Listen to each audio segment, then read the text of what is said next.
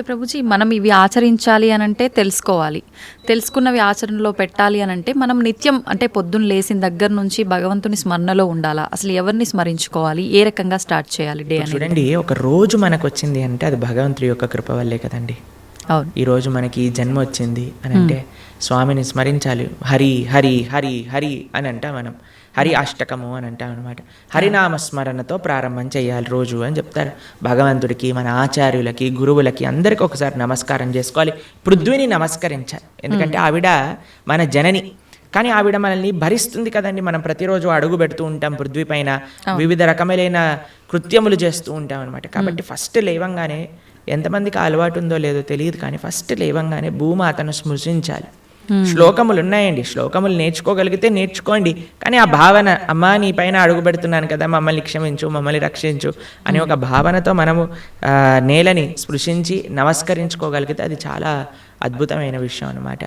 దాని తర్వాత మనం భగవంతుని స్మరించి పృథ్వీని స్పృశించి నమస్కరించుకొని మన గురువులకి, ఆచార్యులకి నమస్కారం చేసుకొని, మీకు ఒక విషయం చెప్తాను. అన్నిటికంటే ముందు 2 అక్షరాలతో ప్రారంభమయ్యేది రోజు పూర్వకాలంలో, హరి అని. ఇప్పుడు కూడా 2 అక్షరాలతో ప్రారంభం అవుతుంది, కాఫీ అని. కరెక్ట్. కాఫీ అనకుండా పక్కన పెట్టి హరి అనటంలో నిద్ర లేవాలి. ఓకే. నిద్ర లేచిన వెంటనే స్నానం ఆచరించాలి. మీకు ఒక విషయం తెలుసండి, స్నానం అనేది సనాతన ధర్మంలో చాలా ముఖ్యమైన విషయం. మనము చాలామందికి అర్థం కాదండి, స్నానం లేకుండానే రోజును ప్రారంభం చేసేయటము, వంటింట్లోకి వెళ్ళిపోవటము, తర్వాత టిఫిన్ చేసేయటము, ఇలాంటివన్నీ చేస్తూ ఉంటారు. చాలా పెద్ద తప్పది.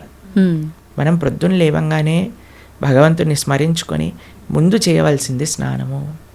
స్నానంలో కూడా గంగే చ యమునే చైవ గోదావరి సరస్వతి నర్మదే సింధు కావేరి జలేస్మిన్ సన్నిధిం కురు. అన్ని నదులను కూడా, గంగా జలమును, యమునా జలమును మనం స్మరించుకొని స్నానం ఆచరించాలి. మీకు ఇంకొక విషయం చెప్తాను, చాలామందికి తెలియని విషయం. మన ధర్మం మనకి చెప్తుంది, స్నానం ఆచరించేటప్పుడు వస్త్రం లేకుండా స్నానం ఆచరించకూడదు. మనము ఒక బట్ట కట్టుకొని స్నానం చేయాలి. అది ఆ నీటికి, ఆ దేవతకి మనం ఇచ్చే గౌరవం అన్నమాట. కాబట్టి స్నానం ఆచరించేటప్పుడు అపవిత్ర పవిత్రోవ సర్వావస్థాన్ గతోపివ యత్స్మరేత్ పుండరీకాక్షం సబాహ్యాభ్యంతర శుచి. పుండరీకాక్ష పుండరీకాక్ష పుండరీకాక్షాయ నమః. శ్రీ విష్ణు శ్రీ విష్ణు శ్రీ విష్ణు భగవన్నామ. ప్రొద్దున లేచినప్పటి నుంచి భగవన్నా, స్నానం ఆచరించేటప్పుడు భగవన్నాం, భగవంతుడి ముందుకెళ్ళి భగవన్నా, రోజంతా భగవన్నాం. ఎంత మనము భగవంతుడి యొక్క నామంతో మనము కనెక్షన్లో ఉన్నామనుకోండి, అంత మనకి స్పిరిచువల్ ఎనర్జీతో మనం రీఛార్జ్ అయిపోతాం అనమాట. మనకు ఆ స్ట్రెంగ్త్ వస్తుంది. మన రోజులో ఉండే ఆ ఒడిదుడుకులు అన్నీ ఉంటాయి కదండి, వాటన్నిటిని ఎదుర్కొనే ఒక శక్తి మనకి భగవన్నామస్మరణతో వస్తుందన్నమాట. కాబట్టి ప్రొద్దున లేచాక హరినామస్మరణ, దాని తర్వాత చక్కగా మనం చేయవలసినది స్నానము, దాని తర్వాత భగవద్ ఆరాధన. ఇవి చేసేసుకున్నాం అనుకోండి, మనం ప్రొద్దున లేవంగానే ఫోన్కి ఛార్జింగ్ పెట్టేస్తాం కదా, అలా మన శరీరం ఛార్జ్ అయిపోతుంది ఇవి చేసేసుకున్న.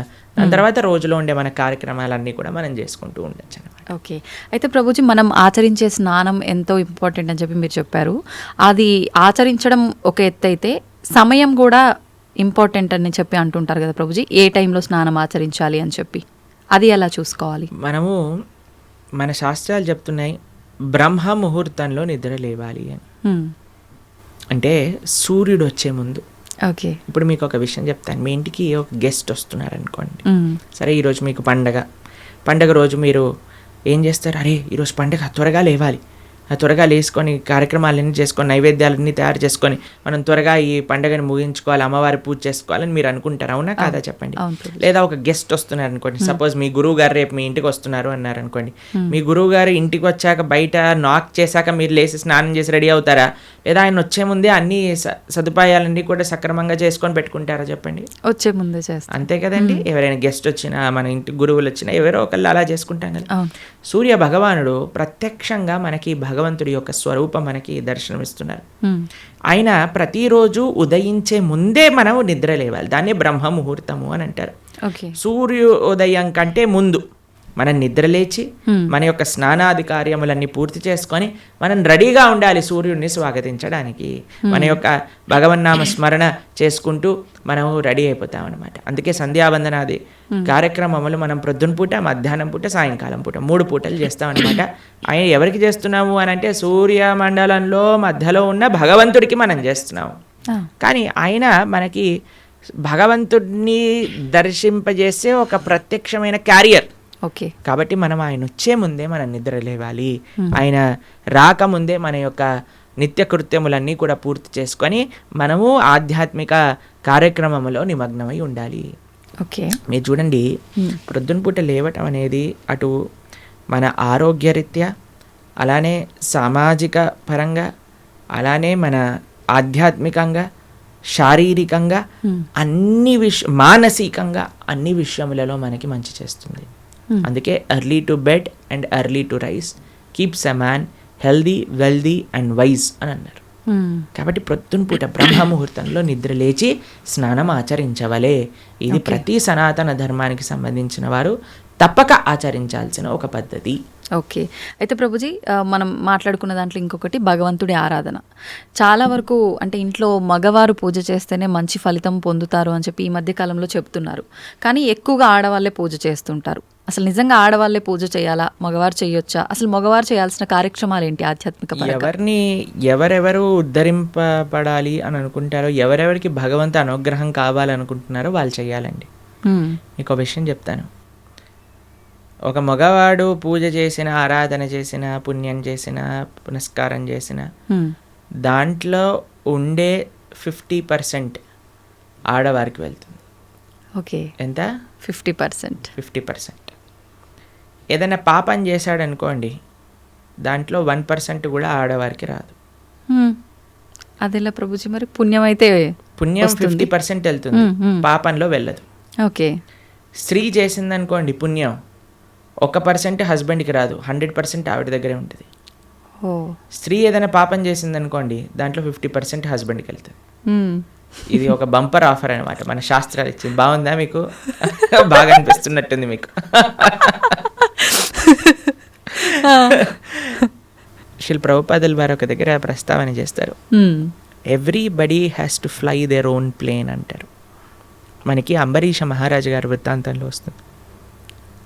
అయినా ప్రొద్దున లేవంగానే నిరంతరము కూడా భగవంతుడి యొక్క ఆరాధనలో, ఆయన చేతులన్నీ కూడా భగవంతుడి యొక్క పూజలో, పాదాలు భగవంతుడి యొక్క ఆలయ ప్రదక్షిణలో, మనసు భగవంతుని చింతించటం. సవై మన కృష్ణ పదార విందయో వాచాంసి వైకుంఠ గుణానువర్ణనే కరే హరేర్మందిరమార్జనాదిషు అని ఆయన యొక్క దినచర్య మొత్తం చెప్తారనమాట. ఇక్కడ వారి భార్య ఆరాధనకి నీళ్లు తెచ్చి తేవడానికి హెల్ప్ చేసినా సరే ఆయన అనేవారట, నా పూజ నేను చేసుకుంటాను, మళ్ళీ నీ పూజ నువ్వు చేసుకో. ఆయన అన్ని సదుపాయాలు సమకూర్చుకొని, ఎందుకంటే చూడండి, భగవంతుడితో మనకుండే రిలేషన్షిప్ ఎక్స్ట్రీమ్లీ పర్సనల్ అండి. స్వామి మన తండ్రి, స్వామి మన తల్లి. ఇప్పుడు చూడండి, మీకు ఒక విషయం చెప్తాను. మన ఇంట్లో ఎవరిదైనా పుట్టినరోజు ఉందనుకోండి, మనం ఏం చేస్తాం? ఒకసారి మాకు ఈ సంఘటన ఎదురైందనమాట. నేను మా తమ్ముడు కలిసి మా అమ్మగారికి గిఫ్ట్ ఇవ్వాలి అంటే, మా తమ్ముడు అన్నారు, నువ్వు నీ గిఫ్ట్ ఇవ్వు, నేను నా గిఫ్ట్ ఇస్తాను. ఎందుకంటే అమ్మకి నీ గిఫ్ట్ వేరే, నా గిఫ్ట్ వేరే. ఎందుకంటే మన ఇద్దరికి అమ్మ కదా. కాబట్టి అమ్మతో నాకుండే రిలేషన్షిప్ ఒకటి, మా తమ్ముడికి ఉండే రిలేషన్షిప్ ఒకటి, అంతేనా? అయితే మేమిద్దరం అనుకున్నాం, సరే నేను నాకు తోచింది, నాకు ఇష్టం ఉన్నట్టుగా నేను చాలా బాగా పెయింటింగ్ చేసేవాడిని అనమాట, డ్రాయింగ్ చేసేవాళ్ళం అనమాట. అయితే నేను ఇచ్చేస్తాను, నేను ఏదో ఒకటి స్కెచ్ చేసిస్తాను అంటే, మా తమ్ముడు అన్నాడు, నేను ఏదో ఒకటి తయారు చేస్తాను, ఏదో ఒక బొమ్మ లాంటిది ఏదో ఒకటి తయారు చేస్తాను, ఇద్దాము అని ఇద్దరం వేరు వేరు చేసి ఇచ్చామన్నమాట. అంటే ఎందుకు అని అంటే, మనకి మన ప్రేమను వ్యక్తపరచుకునే మార్గం ఒకటి, ఒక ఇంట్రెస్ట్, ఒక టాలెంట్, ఒక way of expressing hour love ఉంటుంది, అంతే కదా. అలానే భగవంతుడితో కూడా ఒక భర్త తన కర్తవ్యం, అరే నేను భగవంతుడి యొక్క మార్గంలో, నాకు భగవంతుడు అవసరము, అందరికీ భగవంతుడు అవసరమే కదండి. ఆయన అందరికీ తండ్రి, తల్లి, పిత, పరమాత్మ అందరికీ ఆయనే. కాబట్టి మనం ఎలా ఆలోచించాలి అని అంటే, ఒక హస్బెండ్ తన ఆరాధన తాను చేసుకోవాలి, ఒక వైఫ్ తన ఆరాధనలోకి సంబంధించిన విషయములని సమకూరుస్తుంది, వంట చేసిస్తుంది, పూలమాలలు కట్టిస్తుంది. దాని తర్వాత వారి హస్బెండ్ వెళ్ళిపోయాక వైఫ్ తన ఆరాధన తాను చేసుకుంటుంది, పిల్లలు వచ్చి దండం పెట్టుకుంటారు, ఏదో అమ్మ నాన్నలకి ఇద్దరికి హెల్ప్ చేస్తారు, అందరు కలిసి ఆరాధన ఒకటి ఉంటుంది, ఒక్కొక్కళ్ళు కలిపి ఆరాధన ఉంటుంది అనమాట. కాబట్టి ఏదో స్త్రీలు చేస్తే ఇల్లంతా బాగైపోతుంది అనే భ్రమలో నుంచి బయటపడండి, మీకు 1% పుణ్యం రాదు. కాబట్టి జాగ్రత్తగా మీ పూజ మీరు చేసుకోండి, మీరు బాగుపడాలి అని అనుకుంటే. కాబట్టి పురుషులు తప్పకుండా ఆరాధన చేయాలి. పురుషులు ఆరాధన చేస్తున్నారు కదండి, స్త్రీలు వదిలేయకూడదు. పురుషుడు ఆరాధన పురుషుడికి, స్త్రీ ఆరాధన స్త్రీ, పిల్లల ఆరాధన పిల్లలకి, అందరికి. ఇప్పుడు చూడండి, ఇంటి పెద్ద తింటే మిగతా వాళ్ళందరూ కడుపు నిండిపోతుందా? లేదు, ఎవరికి వాళ్ళు తినాల్సిందే అంతే కదండి. మీరు అంటారు కదా, అయ్యా మీరు తినండి, అయ్యా మేము పర్వాలేదు, మీరు తింటే మాకు తిన్నట్టే అని అంటారా? లేదా మీ హస్బెండ్ వచ్చి అమ్మ నువ్వు తినేసేయి, నాకేం పర్వాలేదు, నువ్వు తింటే నేను తిన్నట్టే అంటారా? కాదు కదా. ఎవరెవరికి శక్తి కావాలంటే వారు వారు భోజనం చేయాలి. అలానే మనం కూడా మనకి శక్తి కావాలి, మనకి భగవంతుడి యొక్క కృప కావాలి అంటే మనం భోజనం చేస్తే ఎలా అయితే మనకి శక్తి వస్తుందో మనము ఆరాధన చేసుకుంటే అలా మనకి భగవంతుడి యొక్క కృప అనేది లభిస్తుంది. ఓకే ప్రభుజీ, చాలామంది ఏదైనా మంచి జరిగినా చెడు జరిగినా నా అదృష్టం బాగాలేదు, నా రాత ఇంతవరకే ఉంది, భగవంతుడు ఇలా రాశాడు అని చెప్పి అంటూ ఉంటారు. నిజంగా అంటే మన చేతిలో ఏముండదా మనం చేసే పనులను బట్టి మన లైఫ్ని డిసైడ్ చేసుకోవడం? భగవంతుడు పుట్టినప్పుడే అవన్నీ డిసైడ్ చేసి ఇలా అని చెప్పి చూస్తాడా? మనకి ఒక సర్కమ్స్టెన్స్ ఇస్తాడండి భగవంతుడు. చాయిస్ ఎప్పుడు మన చేతుల్లోనే ఉంటుంది, మనం ఏం చేయాలి అని. ఫర్ ఎగ్జాంపుల్ మీకు ఒక విషయం చెప్తాను. ఒకరికి ఇల్లు రాసుంది, ఒకళ్ళి ఇల్లు మీకు మీ జీవితంలో కలుగుతుంది అని రాసి ఉంటుందండి. కానీ ఆ ఇంట్లో ఏం చేస్తారనేది మీ చేతుల్లో ఉంది. ఓకే, ఇల్లు వస్తుందనే వరకు మాత్రమే మన చేతుల్లో ఉంది. ఇంట్లో ఏం చేస్తాం, మనం ఒక చక్కటి పూజ చేసుకుంటామా, పునస్కారం చేసుకుంటామా, లేదా 10 మందిని పిలిచి మందు పోసి డాన్స్లు వేస్తామా అనేది మన చేతుల్లో ఉంది. మీరు కానీ మంచి ఆరాధన చేసుకున్నారనుకోండి, ఆ పుణ్యాన్ని బట్టి మీకు నెక్స్ట్ ఏమవుతుందో రాసింది.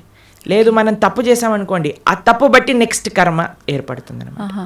What is return is what you will get.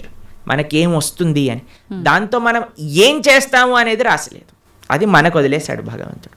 మన విచక్షణతో మంచి మనస్సుతో మనం దాన్ని ఆచరణ చేయాలి. అంటే మన చేతిలో ఉన్నట్టే 100% మన చేతుల్లో ఉంది. ఇప్పుడు అంటుంటారు కదా, పరిస్థితులను బట్టి ఇంట్లో వాతావరణాన్ని బట్టే పిల్లల బుద్ధులు కూడా అని చెప్పి. ఇప్పుడు ఇది కూడా అలాగే భగవంతుడు మనకు ఒక ప్లాట్ఫామ్ ఇచ్చి వదిలేశారు, ఎలా అనేది మన చేతుల్లోనే ఉంది. ఇప్పుడు మీకు ఒక ఫోన్ ఇచ్చారనుకోండి, ఫోన్ ఇచ్చారు, ఫోన్తో మీరు ఏం చేయొచ్చు అనేది మీ చేతుల్లో ఉంది. ఒకళ్ళు ప్రవచనమైనా అయినచ్చు, లేదా పిచ్చి పిచ్చి సీరియళ్ళు సినిమాలైనా చూడొచ్చు. ఫోన్ రావటం మన చేతుల్లో ఉంది, దాంతో ఏం చెయ్యాలి మీ చేతుల్లో. ఇప్పుడు మీరేం చేస్తారు, పిల్లల్ని స్కూల్లో వేస్తారు, మంచి స్కూల్ చూస్తారు, అరే ఈ పిల్లలు మంచి చదువుకోవాలి, మంచి స్కూల్లో చదువుకుంటే వాళ్ళు మంచి మార్గంలోకి వెళ్తారు, కష్టమైనా ఏదైనా సరే కష్టపడి అయినా సరే వాళ్ళకి మంచి స్కూల్లో జాయిన్ చేస్తారు. మంచి స్కూల్లో జాయిన్ చేశాక వాడు చదువుతాడా లేదా అనేది ఎవరిపైన నిర్ధారణ పడి ఉంటుందండి? వాళ్ళపైన. ఒక స్కూల్లో ఒక టీచర్ 10 మందికి ఒకటే రాగంగా చదువు చెప్తుంది, కానీ ఒక్కొక్కరు ఒక్కొక్క విధానంగా చూసుకుంటారు. ఎందుకు? వాళ్ళ శ్రద్ధ బట్టి. ఓకే, అలానే మన జీవితంలో కూడా ఏమీ నీ దగ్గరకు వస్తుంది అనేది రాసి ఉంటుంది, దాన్ని ఎలా యూస్ చేస్తావు అనేది నీ చేతుల్లో ఉంది.